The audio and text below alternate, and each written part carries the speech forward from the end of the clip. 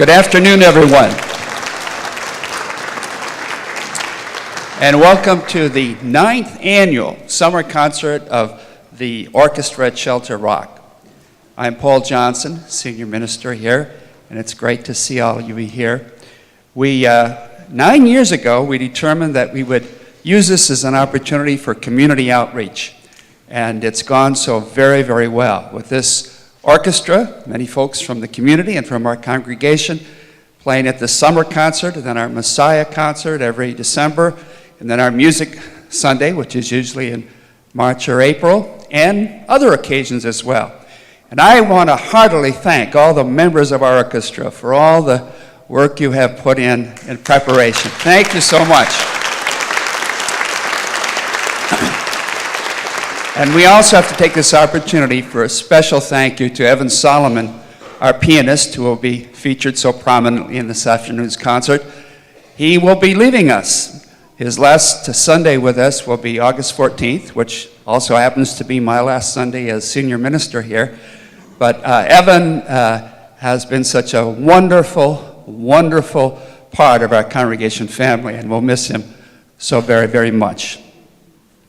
I wanted to say that if you're not on our congregation's mailing list, that I encourage you to get on that list. And you'll see a blue card in the pews, or there's one at the welcome desk in the lobby. And if you'll fill that out, we'll see that you're put on our mailing list, and so you're aware of all the many wonderful activities we have here, which are open to you. Not only our musical events, Music at Shelter Rock, but our art gallery, a new show about every 6 weeks, our Shelter Rock Forum, which deals with current social, political events, and a well-rounded adult education program.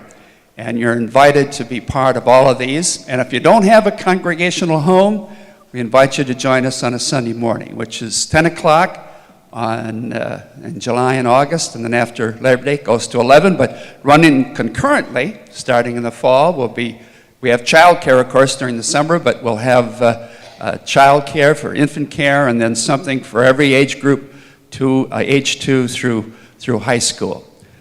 So please fill out the blue card if you're not yet on our mailing list, and whenever you want to get off, we'll take you off, but we'll keep you on forever and ever and ever, as long as you want to be on the mailing list.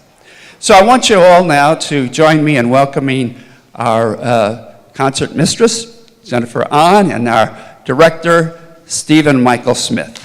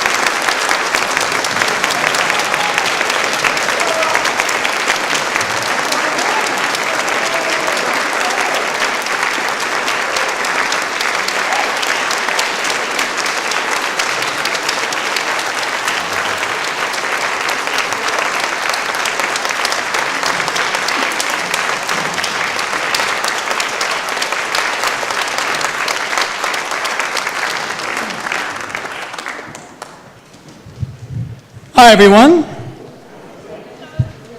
Thank you for coming this semi-beautiful day. So 9 years ago, we realized that most community orchestras on Long Island took a hiatus during the summer, and we thought it'd be interesting to see if people were interested in playing. So we put an ad in the newspaper, and I think we had about 30 people show up the first year, and this is 9 years later.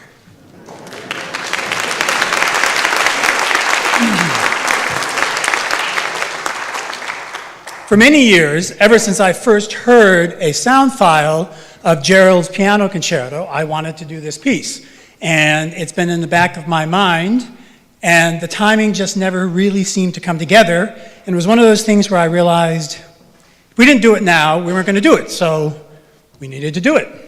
At the same time, Craig Jennings, many of you know Craig, who we lost this year, Craig came to me on a Thursday night and said, you know, Evan, we need to do something special for Evan. This is before we knew he was leaving. And so the stars aligned and I went to Evan. Evan usually spends the summer in Korea. He has for many summers. And he said he would stay here in order to do this piece. And then it was only a few months later, he told me that he would be leaving. So it's kind of interesting how all these things have lined up. So this program was really built, I should first say, the idea with this orchestra is to do repertoire that's not often done. So we do sometimes difficult pieces. We only have 4 rehearsals. It's always kind of a nightmare. I think they will agree. And by the second rehearsal, I'm having a coronary and Jen saying it's always like this, which is true. But I really wanted to do Gerald's piece, and then it made sense to me to round out the program with a piece by Virgil Thomson. Virgil Thomson died in '89, American composer who, I think since his death actually, he's becoming more and more recognized into the mainstream and understood that he had a real voice. Very interesting guy. I'm not going to tell you too much about him because I don't want to take the time, I'm going to ask Gerald to tell you a little about him because Gerald knew him very well. Why I thought this was such a unique opportunity, because Gerald probably is one of the people who knew him best and spent a lot of time with Virgil. So I thought, since Gerald was going to be here, we're going to do his concerto, we should do a piece that, would you say he was your mentor, or what would you say he was, Gerald? He was your mentor? Would you come up? Gerald Busby.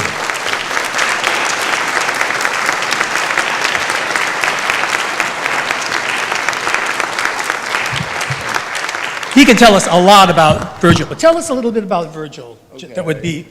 Let me go over here. Oh, yes. Well, first of all, I want to congratulate this congregation on having an orchestra. This is amazing.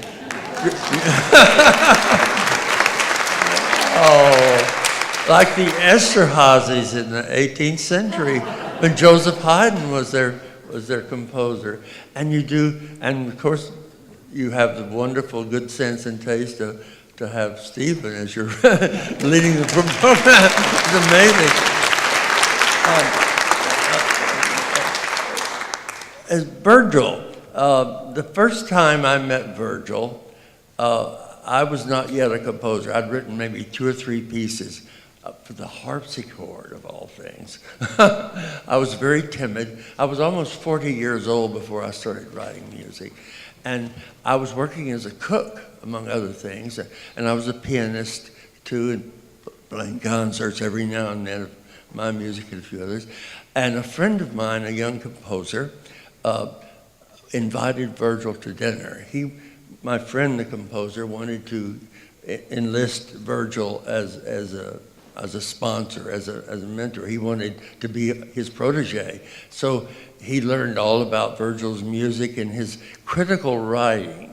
Virgil was an eminent and the standard of musical criticism for a newspaper. He worked for the Herald Tribune, late 40s through 50s, writing. His reviews could make or break a career.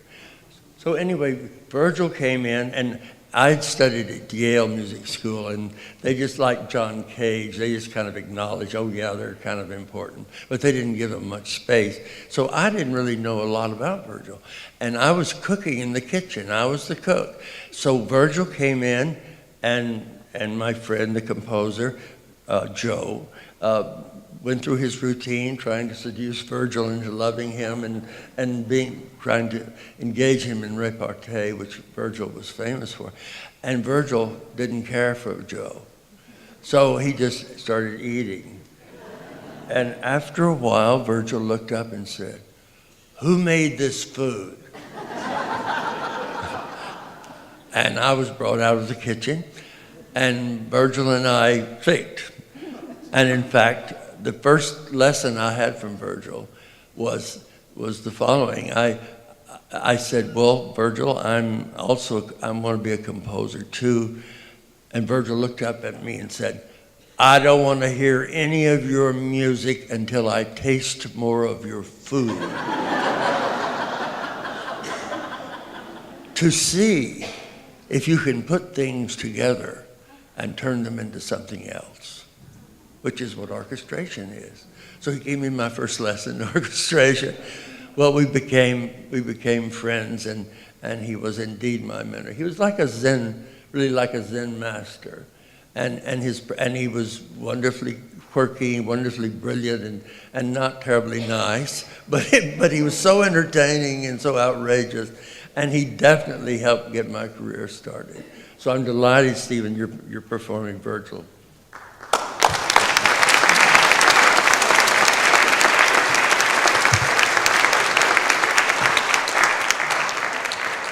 So Virgil hung around in Paris with Gertrude Stein and all those people for a part of his life. And when he came back to this country, and tell me if this is not true, people really gravitated to him, including Leonard Bernstein. Lots of the big musicians came to him as the mentor.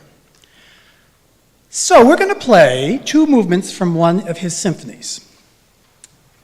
Virgil must have had a wicked sense of humor. Is that true? I would think he must have had a wicked sense of humor. When you listen to this piece, you have to, I usually don't try to tell people how to listen to music, but I'm going to encourage you just to kind of relax and take in whatever happens. Because for me, this piece is like Virgil's pasting things together. It's called Symphony on a Hymn Tune. It's not important that they were hymn tunes. I think for him it was important that these were tunes that if you grew up in America and were part of the Christian tradition, these tunes were part of your being.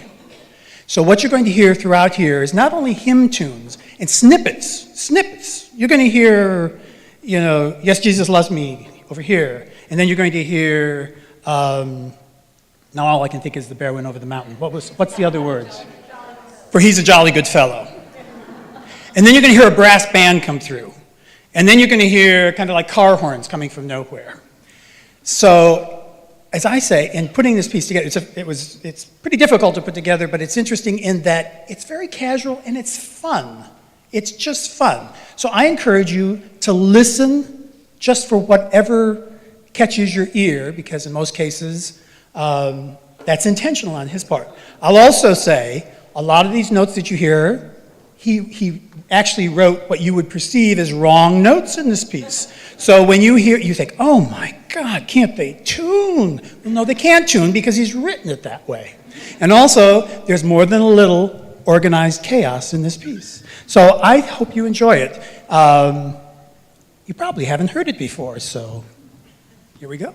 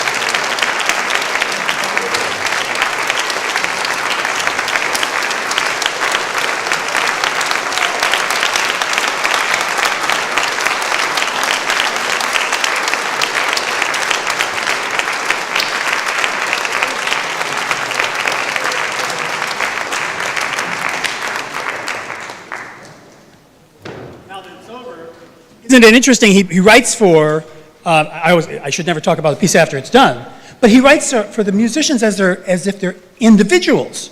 And I don't know if you heard that trombone solo. It's like you get a trombone solo. How often do trombonists get a solo? So he starts the solo, and then he goes on and on and on, and it's like, all right. And then the flute player, or the piccolo player is like, I want to play, and she jumps in. So there's all this very interesting piece. I hope you enjoyed it. Now, Gerald, do you want to say anything about your concerto? Please do. I bet he'll have something to say. Take your time. And I'm going to go find a pianist.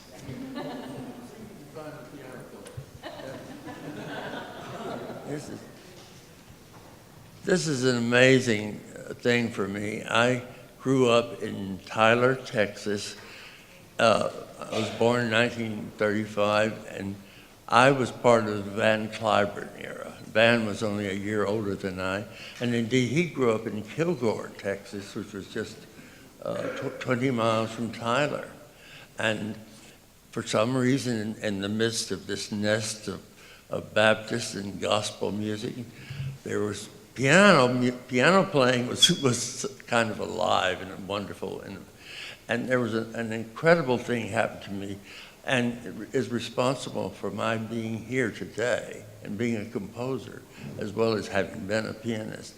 When I was 15, I had sort of reached the peak of what I could learn from the local piano teachers. My teacher was Frances Huff, and she played in the First Baptist Church, and everyone said she had a sweet touch.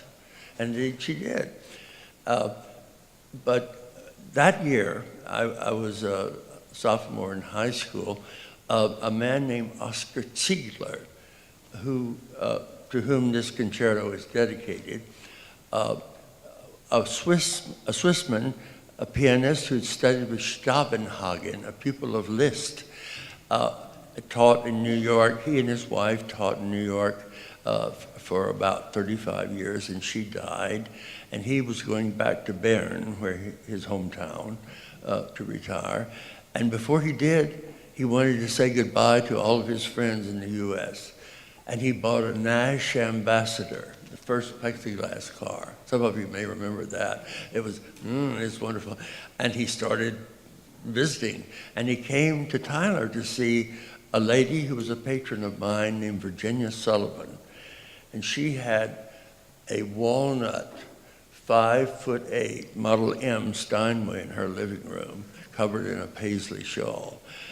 But she invited me over to meet Mr. Ziegler, and she took the shawl off the piano and raised the lid and said, "Gerald, would you play the C-sharp minor scherzo of Chopin for Mr. Ziegler?" Which I did. And Mr. Ziegler stayed in Tyler, Texas, and taught me through high school. So that's why I'm here today.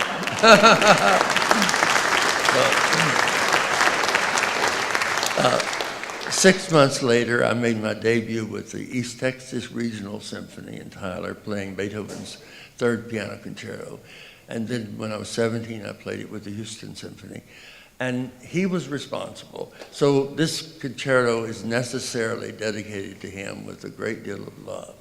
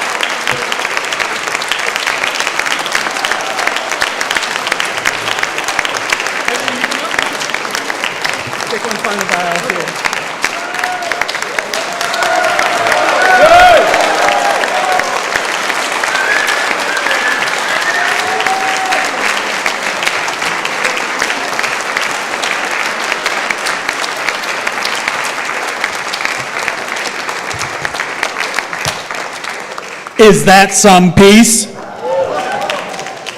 Please join us in the art gallery, which is through these doors. You can go around to meet the artist, to talk with Gerald, to meet Evan. Thank you so much for coming, and thank you for making this such a glorious day.